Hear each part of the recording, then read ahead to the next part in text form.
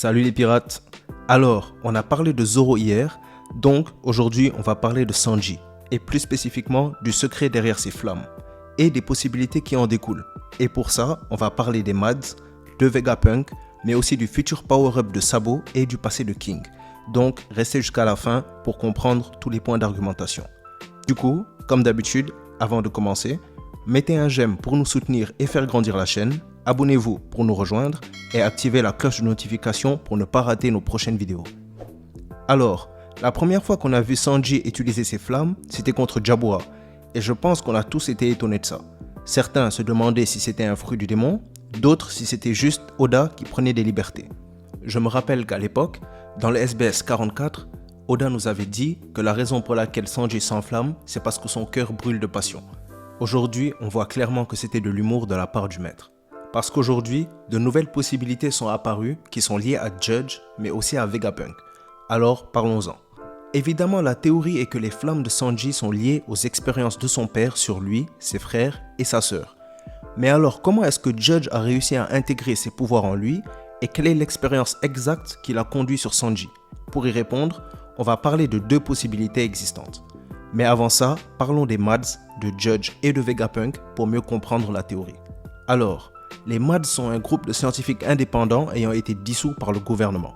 Les membres de ce groupe connus sont Vegapunk, Judge Vinsmoke, Queen et César Clown. Chacun de ces derniers possède une spécialité propre, mais ont aussi des spécialités communes. Par exemple, Vegapunk est connu pour avoir réussi à comprendre le fonctionnement des fruits du démon, Judge est connu pour sa capacité de clonage et sa technologie, César pour les armes basées sur le poison et Queen sur les armes militaires. Mais Queen est spécial puisqu'il se sert aussi des connaissances des autres, et c'est de ça dont on va parler maintenant. Étant un groupe, ces scientifiques ont travaillé ensemble et donc partagé ou ont été exposés aux recherches des autres.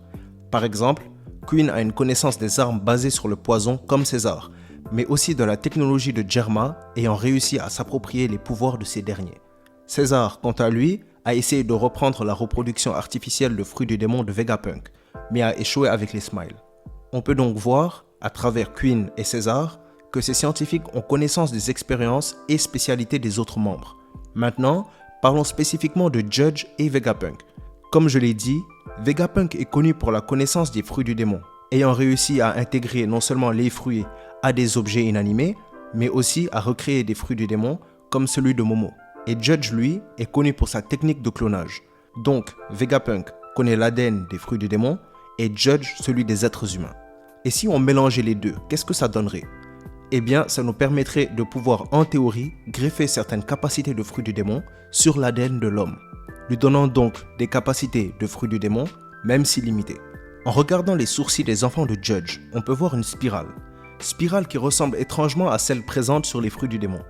Ni Judge ni Sora n'avaient de tels sourcils, donc ceux des enfants ne viennent pas d'eux, mais pourraient venir de la présence de fruits du démon dans leur ADN.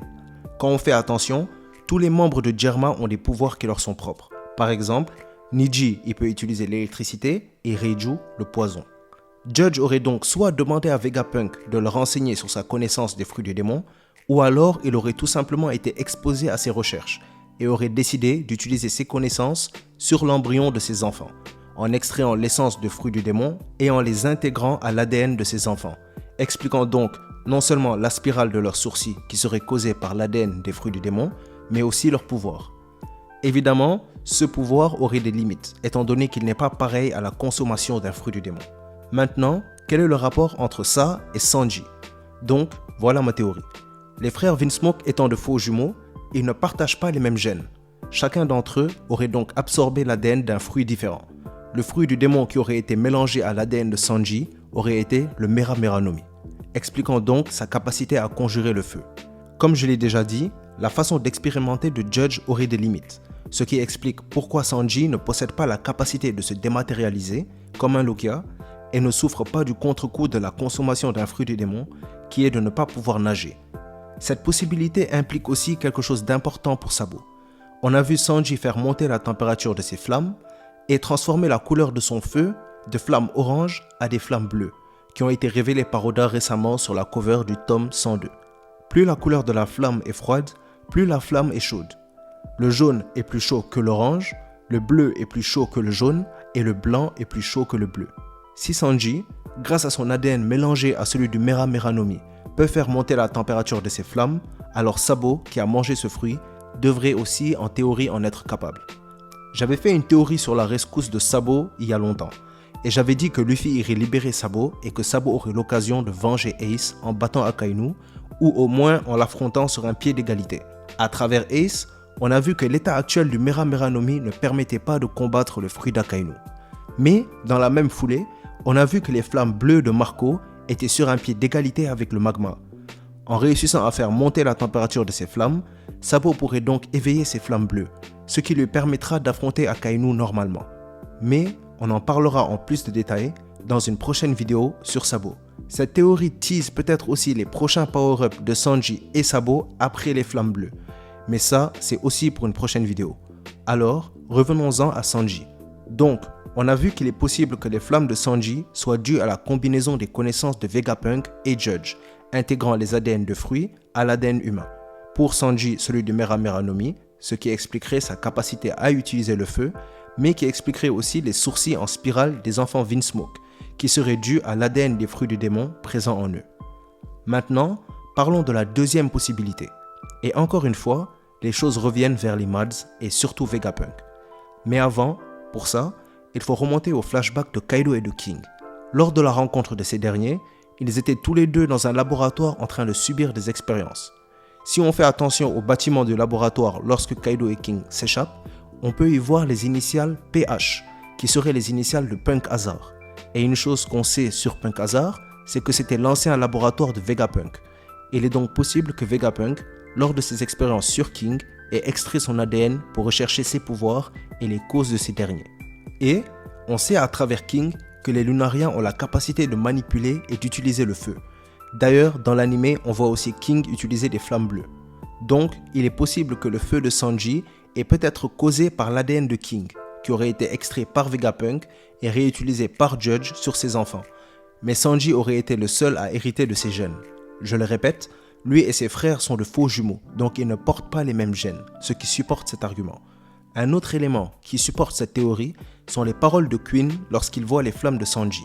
Il lui demande comment ça se fait qu'un humain puisse utiliser le feu, et qu'à ce qu'il sache, Sanji n'est pas un Lunarien. Ça pourrait être un foreshadowing direct de l'auteur pour expliquer le feu de Sanji, qui serait alors partiellement un Lunarien. Donc, voilà mes pensées sur le feu de Sanji. Ma première possibilité est qu'il le tire d'expériences faites sur le Mera Mera no Mi, dont il porterait l'essence, qui aurait été tirée des expériences de Vegapunk.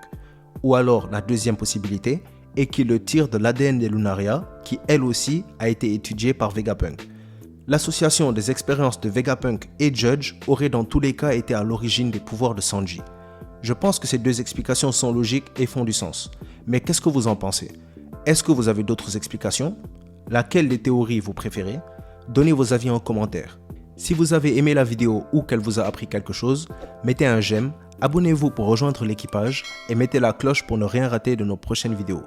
N'oubliez pas, si on s'est croisé aujourd'hui, c'est le destin qui l'a voulu. La vidéo touche donc à sa fin, merci d'avoir suivi. C'était Mangamonde et comme d'habitude, c'était un plaisir de faire cette vidéo pour vous. À bientôt les pirates.